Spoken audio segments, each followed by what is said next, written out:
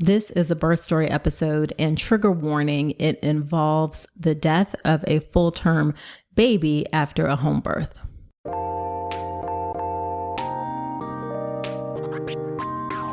Welcome to the All About Pregnancy and Birth podcast. I'm Dr. Nicole Calloway Rankins, a board-certified OBGYN who's been in practice for nearly 15 years. I've had the privilege of helping over 1,000 babies into this world, and I'm here to help you be calm, confident, and empowered to have a beautiful pregnancy and birth. Quick note, this podcast is for educational purposes only and is not a substitute for medical advice. Check out the full disclaimer at drnicolerankins.com/disclaimer. Now let's get to it. Hello there. Welcome to another episode of the podcast. This is episode number 171. Thank you for being here with me today. So in today's episode of the podcast, we have Erica. Erica is a marriage and family therapist, and her baby Verity died after an injury during a home birth, and she is sharing her story with us today. Now, if you've listened to the podcast for any amount of time or you follow me on social media, you know that I don't talk much about home birth. And it's not that I have a problem with it. I don't actually. If folks want to have a home birth, I fully support that. Home birth is just not my lane. I know hospital birth, and so that is what I talk about. That is what I teach.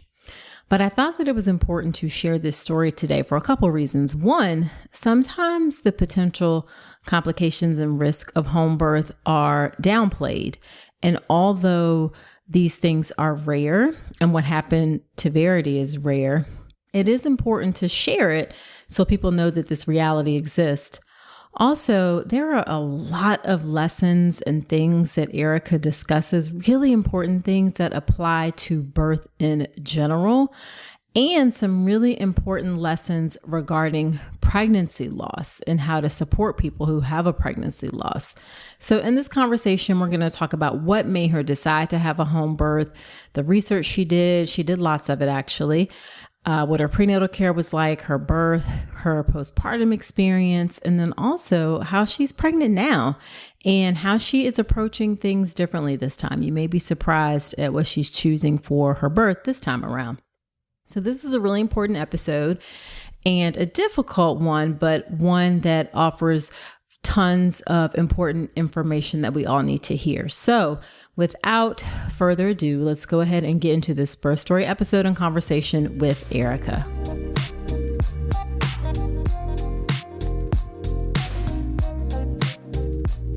All right. Thank you so much, Erica, for agreeing to come on to the podcast. I know this is a difficult story, and I appreciate you sharing it with us today. Yeah. Thank you so much, Dr. Rankins, for having me on to tell my story. I really appreciate it. So why don't you start off by telling us a bit about yourself and your family? Okay. So I'm a marriage and family therapist. I live in Las Vegas, Nevada with my husband and our two dogs. We had our first daughter, Verity, last March of 2021. And unfortunately, we experienced a horrific tragedy. She suffered an injury during labor and died after 13 days in the NICU. So that's become obviously a big part of my life, processing that, exploring around what happened, and now sort of moving into somewhat of an advocacy role a little bit just around our story. And I'm currently 26 weeks pregnant with our second little daughter that I'm hoping will be healthy. And that's where we're at. Gotcha. And you're also a therapist, is that right? Yes, I'm a marriage and family therapist. So I have a private practice now that much like most of us therapists have gone virtual since the pandemic. And so, unfortunately I have a cute little office just sitting there. But it's I'm all virtual. It's actually been really kind of a little saving grace of just going through all the trauma of losing our daughter. It's been really nice to have the option to stay home, honestly. Sure. Yeah. I can only imagine. Yeah. So why don't we go ahead and get right into it and talk about we're specifically talking about what happened with Verity. So first, what made you decide to have a home birth? Yeah. So actually, in my early 20s, I'd had quite a few people that I looked up to have home births. I had, somebody that was sort of like a mentor. She had 3 home births that I knew of. And it was spoken of in like a very empowered way. And it was just like, your body's designed to do this. And we know that narrative, right? So it's that sort of, there was a lot of seeds planted very early on for me. And I always was really interested in holistic health and just different things. I had, wanted to go into healthcare at some level, just didn't quite know what. And so then I ended up going to massage school in between undergrad and grad school, which kind of amplified that narrative a little bit, learning about anatomy of like your body's designed to do this, and just learning about childbirth at just a small level. So there was a lot of seeds planted for me as like a very impressionable person in my early 20s. So I just had kind of always had it in the back of my mind, like, okay, when I have children, that's probably what I'll do. And so our pregnancy was planned. My husband and I, were 32 at that point when we got pregnant. And that was just sort of something that I had sort of like the perfect little storm, just enough little medical trauma to have hesitancy, just enough of never finding an OB that really like I felt comfortable with. That when I went to see the midwives, when I first became pregnant, and just felt very warm. And it was like, the midwives I'd hired had like more of a clinical practice, I would say. We would go see them pretty, traditional, like similar to OB experience actually. And so, it just felt like, okay, this makes sense for my family, Gotcha. so that's kind of the history and then where it evolved. Okay. So what type of research did you do before you decided on a home birth? Yeah. So, I actually did a lot. And it seems, I think what's sometimes upsetting to me is I think people think it's like, oh, you just like, you're too trusting and you choose to have a home birth. Honestly, I have to say, like, and I can say this pretty confidently, I think I did more work for my pregnancy than most people I know. And just as, it was so important to me, I took 3 birth prep classes. I probably read, at least 10 books on pregnancy, nutrition, birth. Yes. The thing that I will say though, and I've had to work on this a lot in therapy and sort of just really, it's taken me, my daughter died now almost 15 months ago. It's taken me at least a year to really pull back the layers to realize that a lot of the information that was presented to me, suggested from friends, like even my own community, it was really kind of feeding a lot of my own confirmation bias. So that's one thing that's been really hard for me to really sit with. But it's not that I didn't do research. I really, my husband and I both, were constantly like, well, let's look into this. And we really did. But even unfortunately, sometimes, there was like, certain things, if the midwife sent me articles, now I can look back and say, well, they were all kind of biased, like, and so, but as a vulnerable, pregnant person, I'm thinking, well, okay, this makes sense. And, so it's not that we didn't do research, but maybe just my sources were somewhat in an echo chamber, if that makes sense, It makes 1000% sense for sure. Yeah. Because I think that happens on both sides.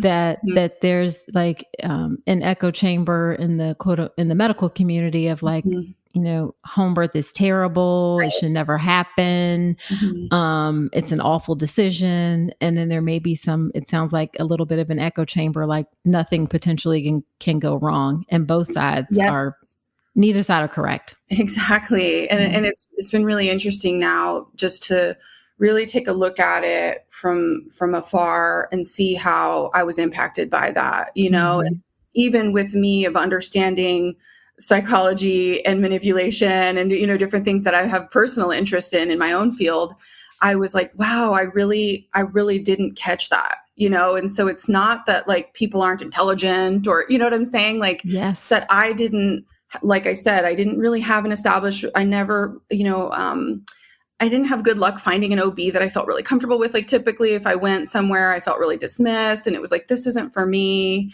And so it was like I kind of was just a perfect candidate, vulnerable enough to just kind of like, okay, well, I guess I have to go to this other extreme. Gotcha.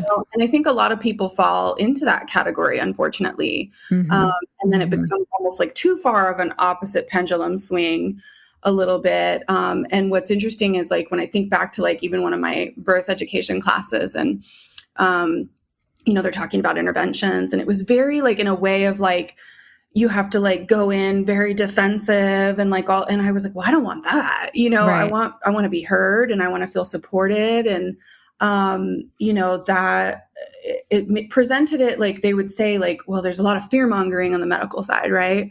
But if I'm being completely honest, it's just the exact same on the other side. Mm.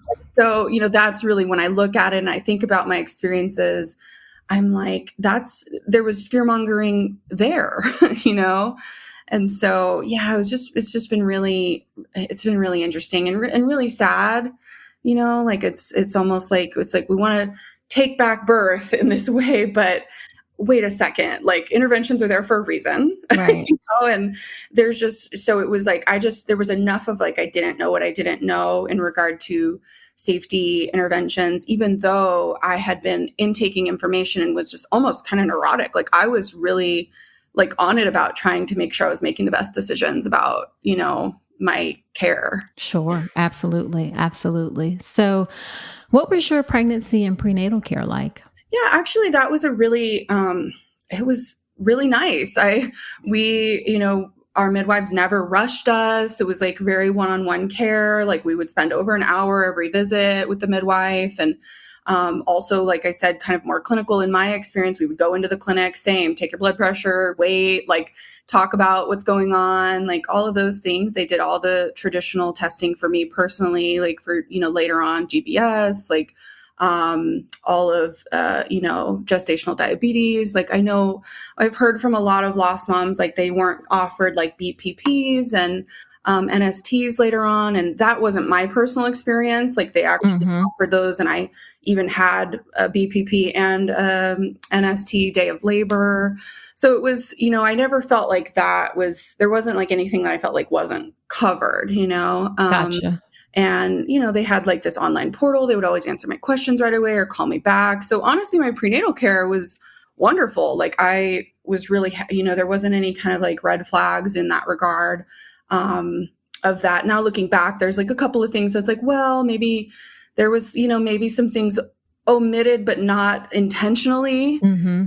Like implied consent, some things like that.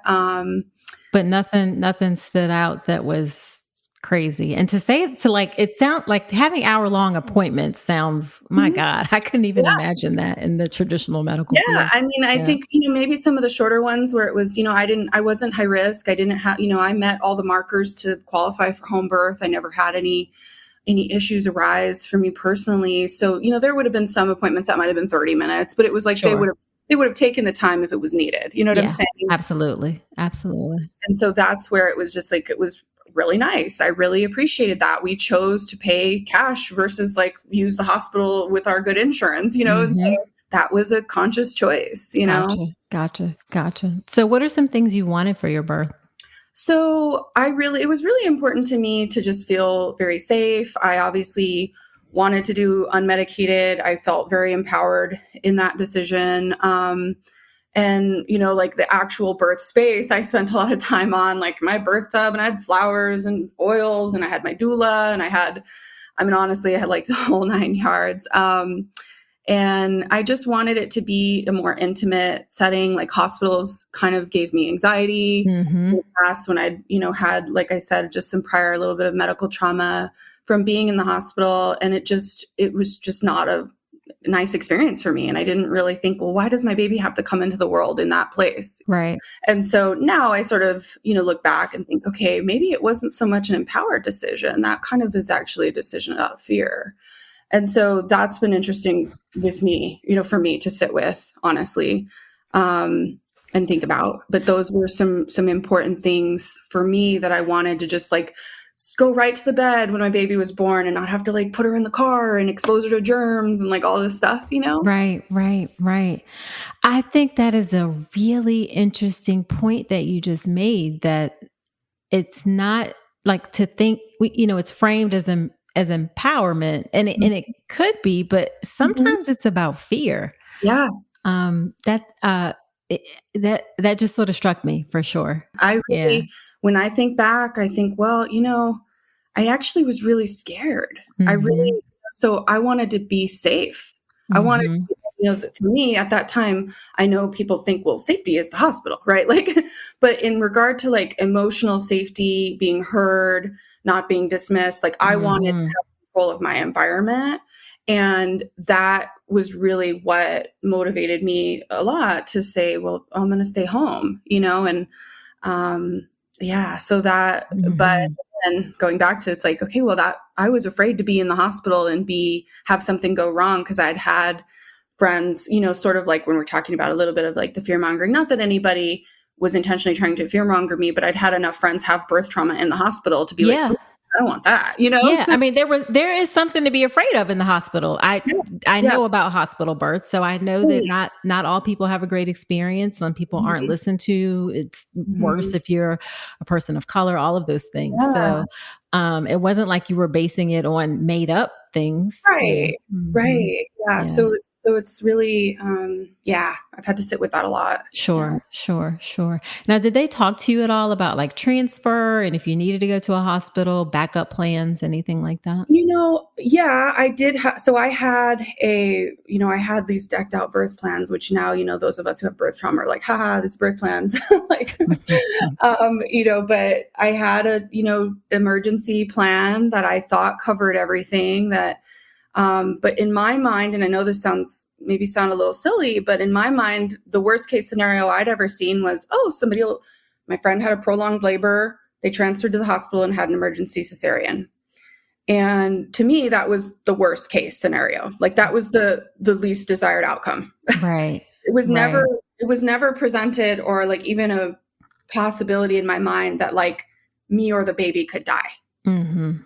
And Mhm. that's one thing that I, am frustrated with in that regard of like how information is presented in the natural birthing community.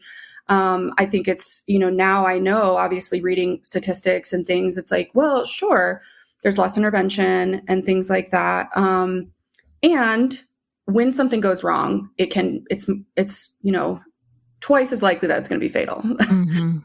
And that is not covered. And so when I, made these plans, that wasn't taken into consideration. Like that was never presented to me. Like when we did all of my courses had different educators, but all at some level dismissed any kinds of like when somebody would say, well, what about when the cord's wrapped around their neck, and it would get dismissed, or what about this? And well, it's so rare, and like kind of presented in that way. And I mean, I had, my hypnobirthing class, and I look back and I'm like, I can't believe that she would stand up there and say, she would present like an 8-year-old should be able to deliver your baby. Mm. And it just enrages me now to think like, I can't believe you're giving that message. Right. And especially with like having had what happened to us happen, I see things now and I'm like, that's so negligent, Yeah.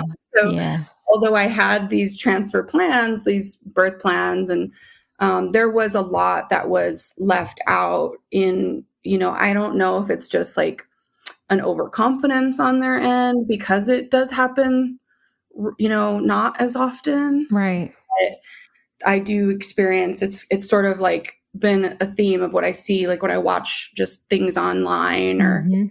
it's all pretty consistent. Yep. Yep. Yep. I hear you. I hear you. So let's get into what happened. So what was your labor and birth like? Yeah, so it was actually pretty straightforward. So I was super, super uncomfortable toward the end. And so I did opt to have my membrane stripped. And a couple hours later, so this was like on her due date, a couple hours later, my water broke. So in the evening, and from there, it was just like, you're not getting off this ride. It was honestly really more intense than anybody could have ever prepared me for. Now, I don't know exactly if that's because something was wrong for me but it was honestly like I felt completely out of control. Mm. Immediately, like I wasn't able to access any of my comfort measures, like nothing. And I was just like, I couldn't, do anything. I was completely beyond my, self and, kind of thought I was going to die, to be honest. Really? Yeah. Like it was. So when I've looked at it now, it kind of seems like, I don't, obviously I'm not a medical professional. So, and there's having a home birth, there's no real way to tell, but like what I've found in talking to a couple of, professionals is that maybe I had what's called, uterine tachycystole. Mm-hmm. So like my contractions were just very intense and very close together from the start. Now my entire labor from time of, not labor, but like when my water broke to when my baby was actually born was actually only just over 13 hours. So it wasn't prolonged. It was just very intense. Right. And I had a very long pushing stage, which now, that's kind of another topic, but, I know a little bit more about that now. Those are some things that I just wasn't, kind of talking about, like information. I didn't go into my labor knowing that there was an average push time. Gotcha. That's something I wasn't able to advocate for myself for, unfortunately, which I do think contributed to what happened. Okay. So then walk us through the 13 hours of how things went. Yeah, I mean, to be honest, I was it's so I funny. mean, it sounds like you were just out like. Oh yeah, I mean, I labored. I mean, I have memory, obviously. I labored in the tub some, a bit in the bed. Like, you move around when you're doing home birth. You have the Mm-hmm. option. That's one of the, kind of perks of that. And so it was just, she was crowning like pretty early. And then, I just was kind of like, just felt like I was pushing forever. Like, honestly, it was really miserable in that regard. And I was just like, I just wish we could get her out kind of thing. And that's what's just so, looking back, I'm like, wow, I did, acupuncture and prenatal massage and affirmations every day and walked and swam and saw the chiropractor and like all of these things. And I was like, I don't Mm-hmm. think that any of that mattered. It was just like, it was just so fascinating to me. Like I was so obsessed with like, and I know I'm not the only one. I talked to other first time moms and they're like, kind of similarly, like we're doing all this stuff to try and taking all these supplements and red raspberry leaf tea and, just eating my dates every day, like all the things. Right. And so, I think just, I was so caught off guard with how overwhelming it was. And Right. I remember like just thinking back after, like feeling honestly betrayed. I was like, how come nobody was honest with me? Mm. And it was just like, why do, I have all these friends who've had home births and everybody. And it's like, once that baby's laid on your chest, it'll be worth it. You can do this. And, Right. and it's like, well, hang on. Like, then when I started getting honest about my experience, then they started being honest. Mm. I was like, why is this happening? Right. So, that's been an experience, but that's, that was basically my labor. I was in the tub. And then, my midwife had me get out and essentially she couldn't find heart tones for her. And then, and then she was born like within several minutes. Like, honestly, Okay. it was like there were heart tones, then there weren't. And that's kind of how it is when something happens, when you can't have consistent gathering. So how long did you push, you said? Honestly, it was probably it was over 5 hours. And it's really hard for me to say that because now I know why that's a problem. And Oh. so, yeah, so it was too long. And my baby was big. She was 9.6 pounds. And so now obviously it's been something it's taken me quite a while to process that information, to kind of understand that I should have been offered a transfer at 3 hours, or less, so Right. there could be I guess it could be controversial in the midwifery community, but I know there are people who push that long. But when I've told people since, I went in, I remember being in the hospital after, because obviously we were in the NICU and them asking me, and I'm just naively telling them, oh, I think it was like around this amount of time. And I'm just like not knowing. And their eyes like almost pop out of their head. And so I was like, oh, but I was too in shock at that time to really catch that. Sure. It actually took me till kind of later in the year and really talking to other people. And because it was like I couldn't accept that a choice I had made or a choice my provider had made could contribute to this. So when she died, it was sort of the narrative of like, my midwives had told me, you had this, what's called like a silent placental abruption, and there's nothing done. And you did everything right. And it was like, and I just sort of took that, and I was like, I can't accept it. I can't cope with anything else. So I guess I'll accept this. And now I know, yeah, that's not what happened. So it's just, Yeah, wow. So I'm just trying to paint the picture. So you pushed for 5 hours, and then right at the end, they had the heartbeat and then could not find the heartbeat. And then was it like we need you to push, we need you to get this, yeah, she like, yelled at me to get on all fours, and Mhm. I like pulled her out kind of, within a minute Okay. or two. And, those are Okay. things that are, it's traumatizing. That I Sure. share, like in regard to just my story. It's like, I felt her in distress, but I didn't know that's what it was at the time. Gotcha. I Gotcha. remember at the end, she did like a real erratic movement, and I was like, whoa, just a couple minutes before she was born, right before I got out of the tub. And, looking back now, I'm like, oh, okay, I know what was happening there. I didn't know that at that time, and so Got it. there's just some things that I really wish I would have known, or even, what's interesting is like, my mom was present at my birth, and she's had 4 babies. And so she's, what we've talked about is just like, I don't think anybody, or maybe some, I can't speak for everybody, goes into their labor knowing what the average push time is. Like, we don't know like that kind Mhm. of direct information per se.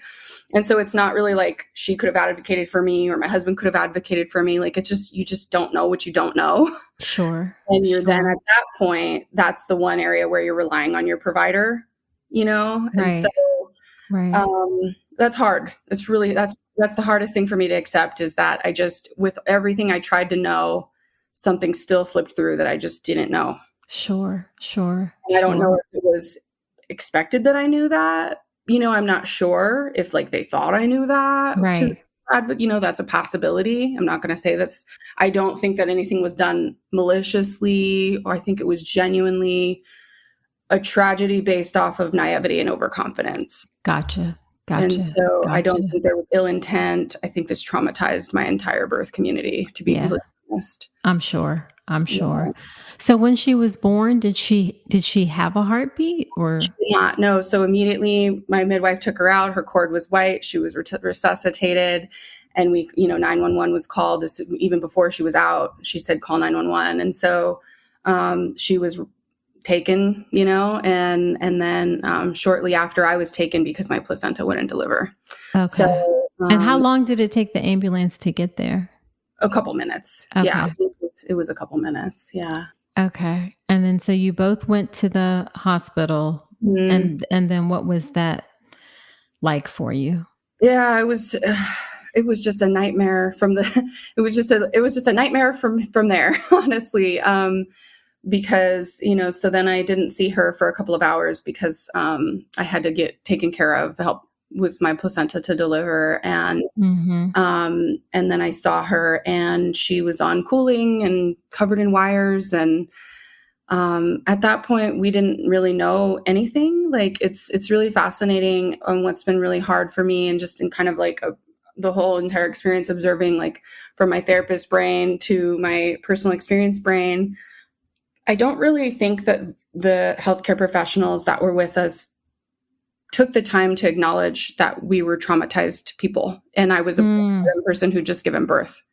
And so, immediately they're telling you things, and, and it was sort of, it's general things like, we're not really sure, this could be happening, she's really sick, and so you take a first time mom who's just given birth a couple hours ago and tell her she's really sick. And I'm like, okay, so she could get better, Right.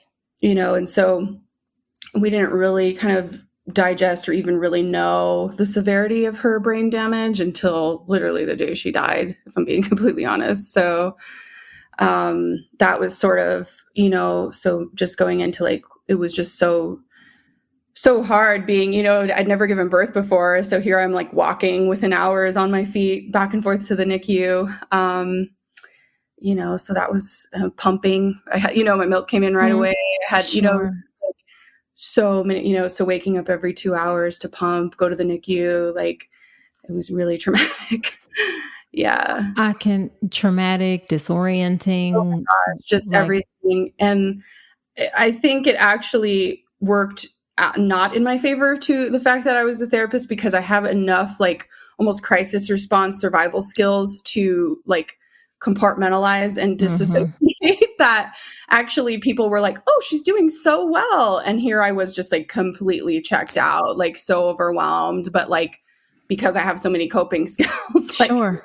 so it was that, I think, was my experience this whole time, actually, of just sort of like people being like, wow, she's doing really well. And, so glad she's resilient and this kind of thing. And that actually really actually was to my detriment, to be Gotcha, honest. gotcha, Yeah. gotcha.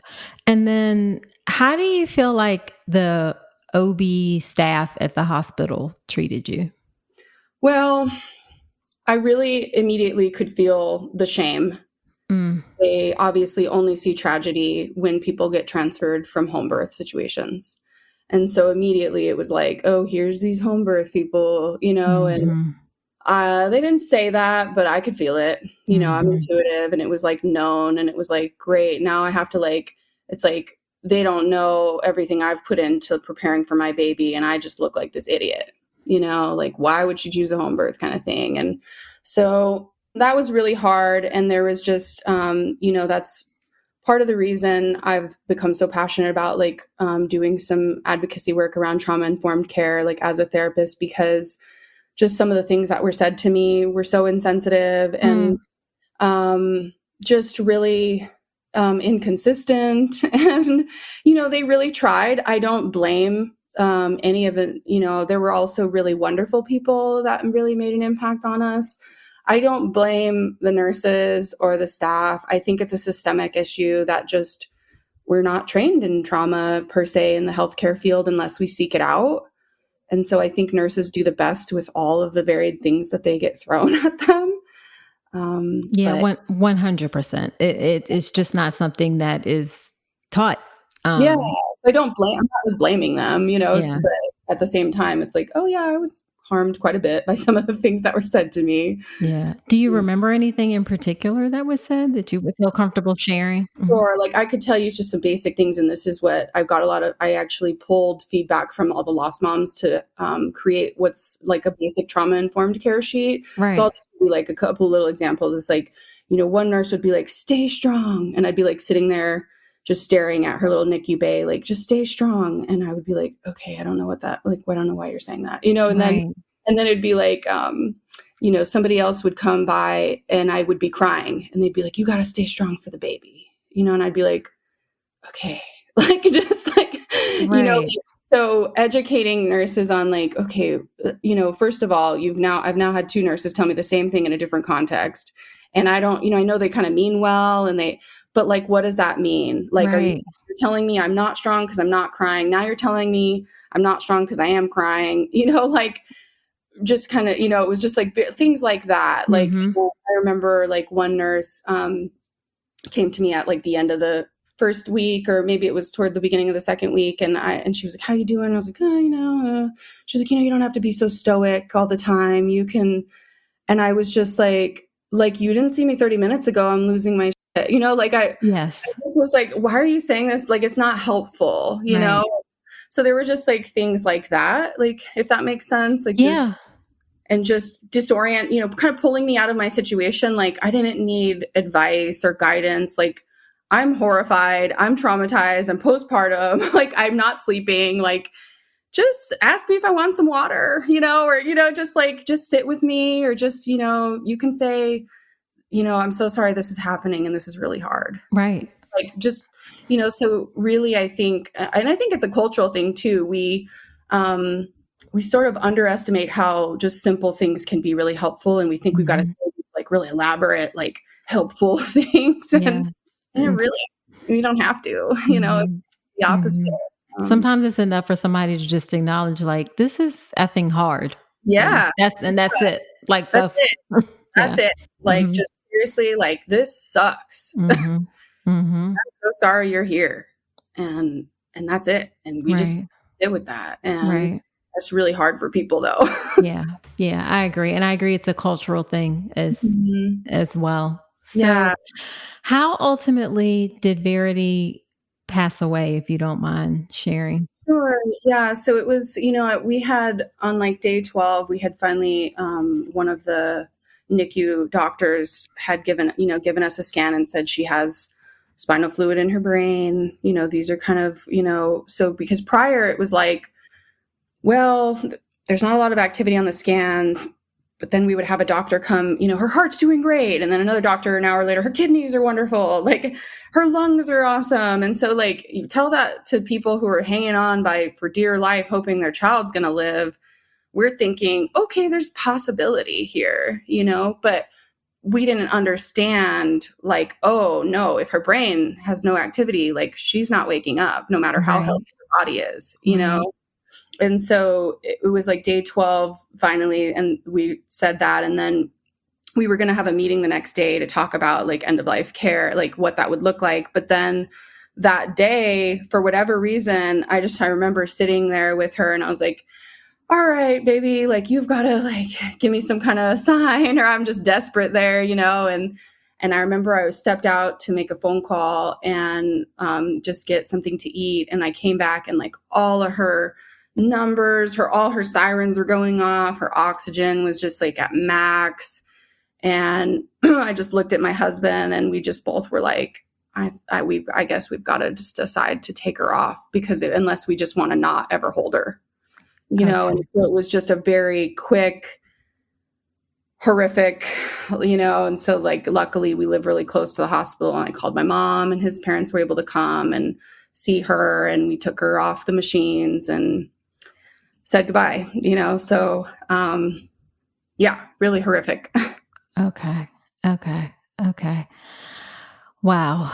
So, I can't even imagine what the Oh, postpartum period yeah. was and maybe Yeah. even Yeah. is Right. still like for you.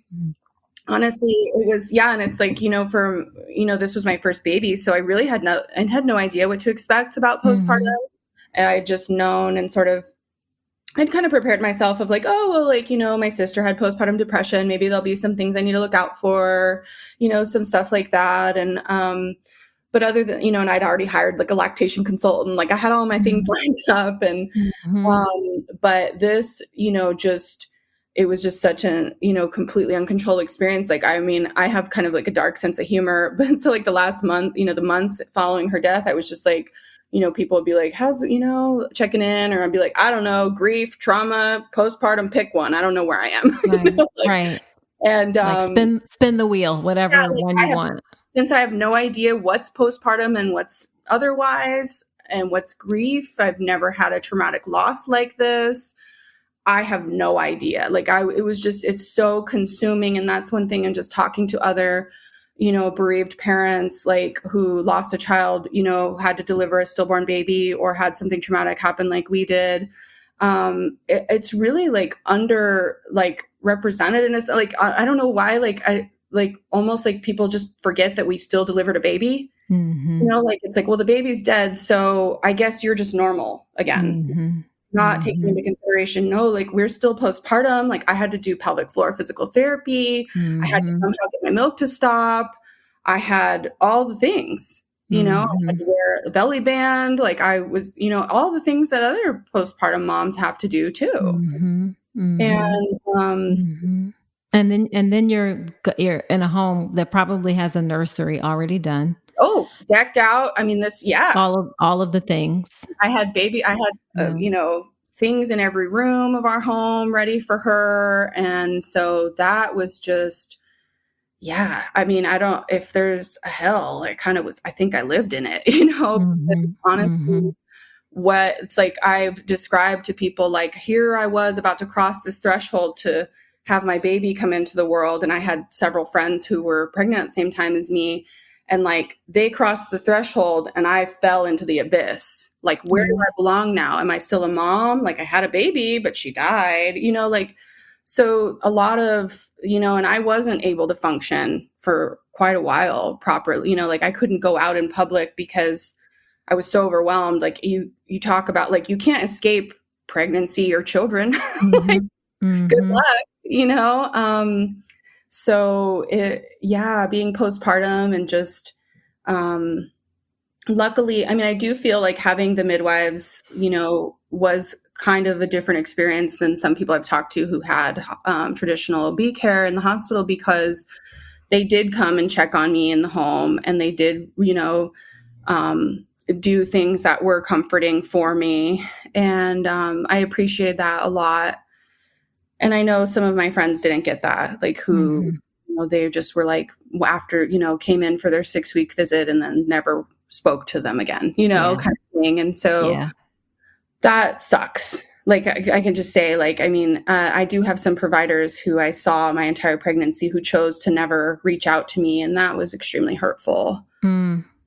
and damaging. Like that severed the relationship, honestly, Right. because here's people who were involved in this really important time of your life as a provider, and when they make a choice to, I don't know why, that maybe it's a liability, thing, or it's just not possible with the level of their caseload and different, I don't know. I couldn't guess. I'm sure it's different for every provider, but Right. I do know that, so for example, there was the doctor who delivered my placenta in the hospital was just an angel. And she took care of me for an hour and somehow has found the time to stay in touch with me. Not like she's like constantly talking to me or anything, but like checked Sure. in, sent a note, said if I ever want to talk, she's available to answer questions, and she's going to be a part of, I'm delivering my next baby. I'm having a scheduled cesarean at the hospital that we were at, and she's going to assist. And I feel very comforted by her presence. And so Right. at the same time, like, providers can make such a difference with just such small things. Yeah. Wow. Wow. Wow. So I was going to ask next, who are you seeing for your care? But obviously, it must be physicians if you're planning to have a scheduled cesarean. Yeah, it's yeah, I mean, kind of, that's another thing I've had to grieve. It's like obviously I was really hoping to have this, natural, beautiful experience at home. And I know some people do try that again. That's not for me, unfortunately. It was just so insanely traumatic that obviously we chose to go, especially since there's not like a straightforward answer as to what happened, although it kind of seems like we have maybe some information, but um so I have an MFM, he's high risk OB. And so I see him every couple of weeks. We can, I've had a little bit of like anxiety scares here and there. And he's like, come in anytime. You can text me. Mm-hmm. We're really sensitive to our situation. And then, so we planned like our, scheduled cesarean. So end of August, hoping everything continues to go well with our pregnancy, with our second daughter. And we will do that. And I feel really good I feel in good hands. I feel, I've, having this page, I've had just like some other people in our community kind of befriend me that, work at the same hospital and know our story and, have been just really caring. And so I feel like we're going to be looked out for, Sure. Sure. Yeah. Sure. And do you mind sharing why you're having a scheduled cesarean versus trying for a vaginal birth? Yeah, I honestly at first I think it was just like having the option to have control a little bit, to say, okay, I don't have to go into labor and wonder what's happening. And also just like for, my mom and my husband had quite a bit of trauma around the death, obviously the birth and death entirely Mhm. also. And so they both were like, maybe can we just please just do a cesarean? Like, and so honestly, and I'm working through it. It's really hard for me. I would honestly prefer to just try to have another vaginal birth. Mhm. I was honestly scared of epidurals, and I don't really like a lot of intervention to begin with. That's why I Right. chose home birth. And so Right. here I am now going the complete opposite. It's hard, but at the same time, I'm thinking about our emotional safety and level of trauma we've experienced. And like, really, the bar is so low for me. I'm like, can we just get the baby here healthily?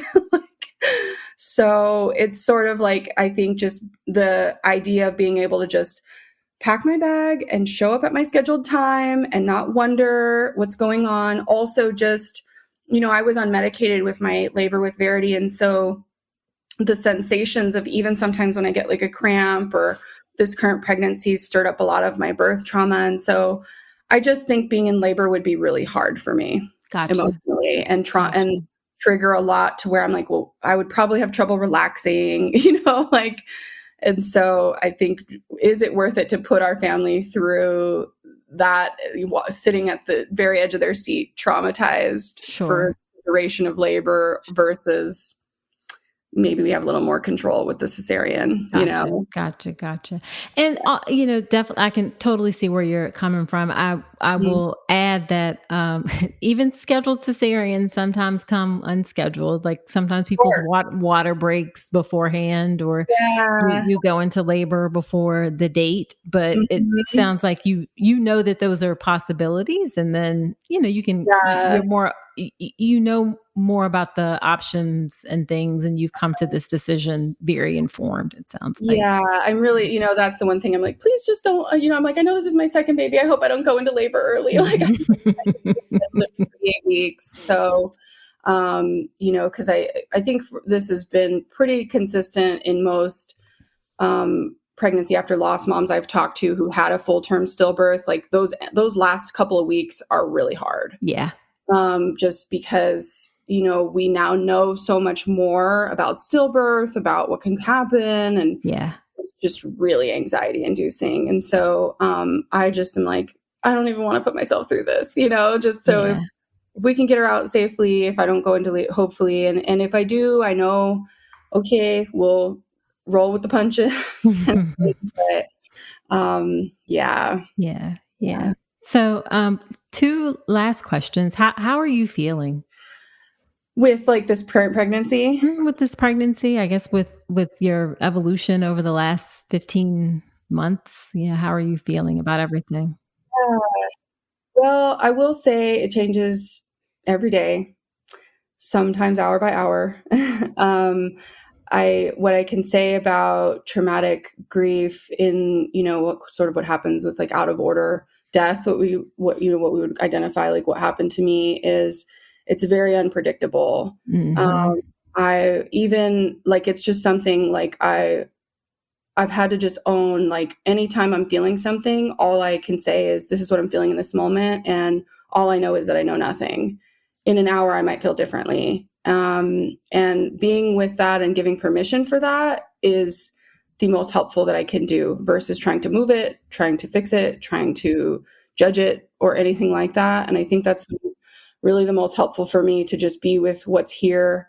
I think some people are confused by my expression of grief, how vulnerable and honest I am. And I don't care, because for me, I think grief is not spoken about enough. And it gives us this sort of misconception of what occurs for people. And I'm here saying, no, this is actually really hard. And I feel kind of screwed up, to be honest, a lot of days. Yeah. And I'll never be the same. There's no version of me who didn't lose a child and have this horrific experience. And I died with her, to be honest. And so I do feel there are some things that have gotten lighter or shifted as I, do my best to live in her honor.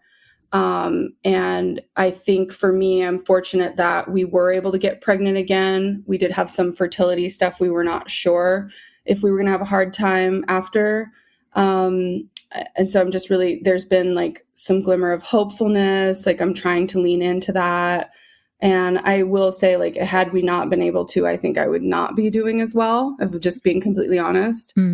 Because losing your first and only child, you don't just lose your child, you lose a future, an identity, a motherhood, a whole entire life, and so having that taken away from me, as well as my daughter, has been so hard, especially because I was so intentional about my life. Sure.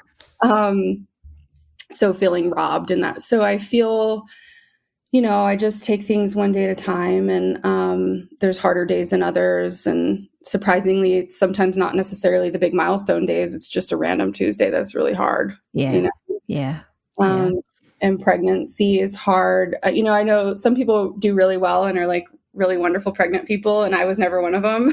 So, Me neither. yeah, like I just was like, this is how come nobody told me? Like all these things, like there was just I just always have been like, wow, nobody ever told me this was gonna happen, and like just all this stuff that just funny things, like I was like, dang, I didn't know I was gonna smell, and like just really funny things about pregnancy that I didn't anticipate that, so then I'm like, oh man, back-to-back pregnancies really sucks, and then I'm grieving, and so it's but I am grateful. It doesn't negate, it's just all coexisting, it's Gotcha.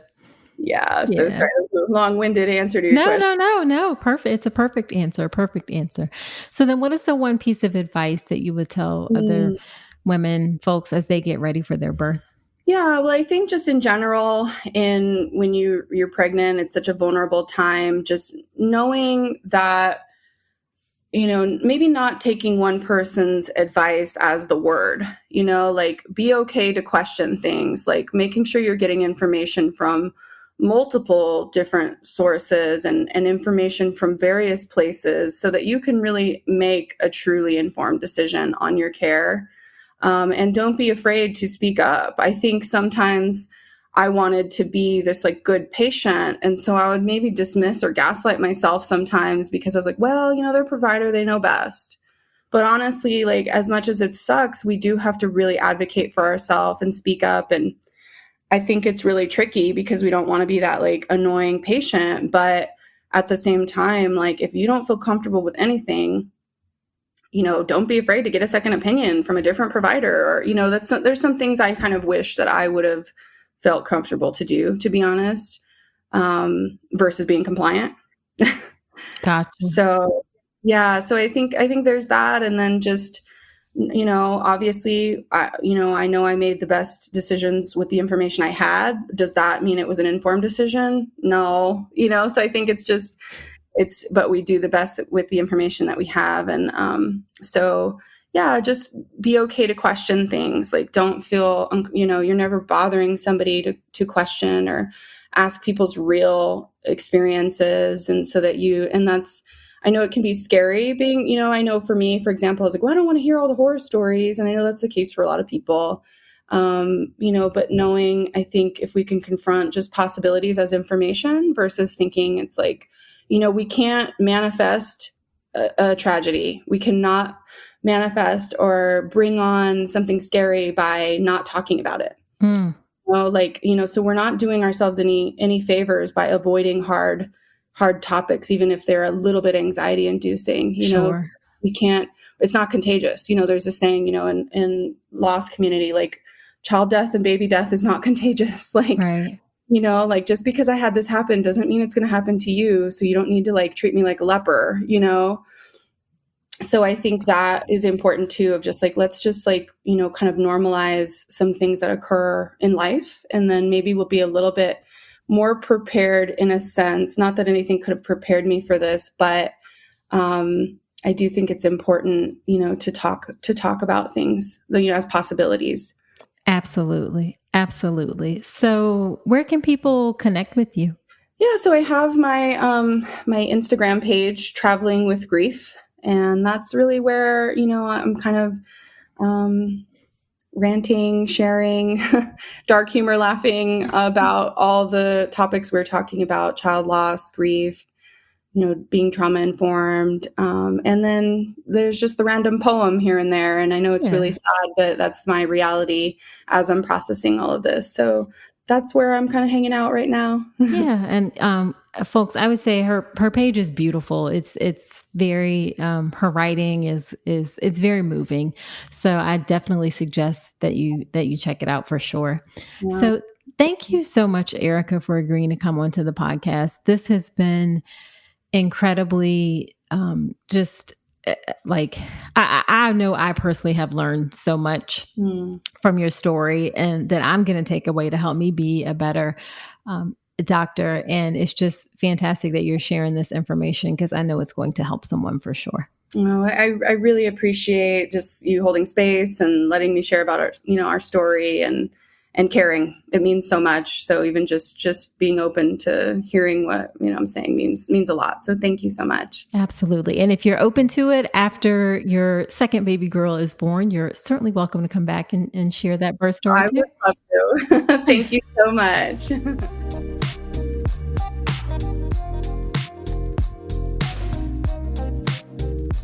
After every episode where I have a guest on, I do something called Dr. Nicole's Notes, where I talk about my top takeaways from the conversation. Here are my Dr. Nicole's notes from my conversation with Erica. Number 1, this is what makes me nervous about home birth, this situation that happened, and that is the inability to provide immediate resuscitation for the baby if needed. Moms have some reserve, and those few minutes of getting to the hospital, moms are typically fine. However, babies are brand new. They're just figuring things out when they're born. A few minutes after they are born can make a tremendous difference in their lives if they have a bad event that happens. And so in the hospital, you have more potential to provide all of the technology and things that we have to offer for a new baby. This is what makes me nervous about home birth. And that's not saying the hospital is a guarantee for resuscitating every baby if something happens. Also, not all hospitals have NICUs, actually. Some hospitals, especially in rural areas, don't have NICUs, so they don't have the same level of ability to help resuscitate a baby. But at home, you have very few options, very limited resuscitation equipment. And in the hospital, regardless of the hospital, it's going to be more than what is offered at home. So that's what makes me nervous about home birth. Not so much the issues with mom and if mom has complications, because typically mom can get to the hospital fairly quickly. It's the inability to provide immediate help for a baby. Okay, the next Dr. Nicole's notes is the really important thing that Erica said about researching information versus confirmation bias and looking for things that confirm what you already want to hear. All right. It's very easy on either side or on any issue to get into an echo chamber where you only look for information, you only, appreciate or read or look at information that confirms what you want to hear instead of actually researching the different sides of a particular issue. And that can be dangerous. Extremes on either side of home birth, hospital birth are wrong. And you really need to treat hearing about possibilities as gathering information. Some people say, well, I don't even want to talk about the possible options of something different. But that is wrong and can be detrimental. Okay. I love what she said about you can't manifest tragedy. Like some people say, I don't want to talk about the option of transfer to the hospital, or I don't want to talk about, for example, getting an epidural or C-section because that's going to help bring it into reality. Well, you cannot manifest tragedy. You can't manifest a bad event happening. It's not contagious. So just treat hearing about possibilities is gathering information. Make sure you're researching both sides of an issue and not just confirming the information that you want to hear. Next thing is that I want you to be mindful of how you interact with people who have experienced a pregnancy loss, and that is at any stage of pregnancy. All right. Don't say things like everything happens for a reason, or stay strong, or trust that God has a plan for you, or at least it was an early loss, or at least you can get pregnant again. All of those things are tremendously dismissive of someone's experience and doesn't allow them to sit in the grief and the difficulty and the anger and the sadness of having a loss. If those are the things that they're feeling, you really want to meet people where they are and support them in feeling whatever they're feeling in that moment. So try things like, I'm really sorry that you're having to go through this, or this isn't fair, or this sucks, or I know that this is really hard. Erica has a lot of information on her Instagram. It's Traveling with Grief, and we'll link that in the show notes, that helps you to better support people who have a pregnancy loss and just do it in a way that is so much more helpful and not dismissive of people's experience. And the final thing I want to talk about is her point of you don't know what you don't know. Now, it's not really possible for you to know everything about pregnancy, about birth, about the potential things that could happen. That is our job as physicians and midwives to really know those things. You can't possibly prepare for all the possibilities, but you can make sure that you have a basic understanding of labor, of what could happen during the process, of potential issues that can pop up. And that's going to come with good, comprehensive, unbiased childbirth education. I feel confident that that's what I offer in the birth preparation course, my online childbirth education class. And I should say, not just that I feel confident, what birthing people, women have told me about their experience of my course and how it has helped them during their birth. The birth preparation course, it's all online. And it really that's my goal, is to provide information in a way that's unbiased, that's straightforward, that's factual, so you can have a general sense and a good overview of the things that can happen and be informed and confident and know what questions to ask going into your birth. So you can check out all of the details of the birth preparation course at drnicolerankins.com/enroll.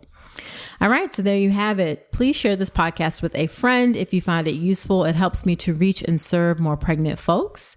Also, subscribe to the podcast wherever you're listening to me right now, and you can leave an honest review in Apple Podcast. In particular, I love to hear what you think about this show. Do be sure to continue the conversation with me on Instagram. I'm on Instagram at Dr. Nicole Rankins. Also, do check out Erica's Instagram. It's Traveling with Grief, and you can link that or find that in the show notes. So that's it for this episode. Do come on back next week, and remember that you deserve a beautiful pregnancy and birth.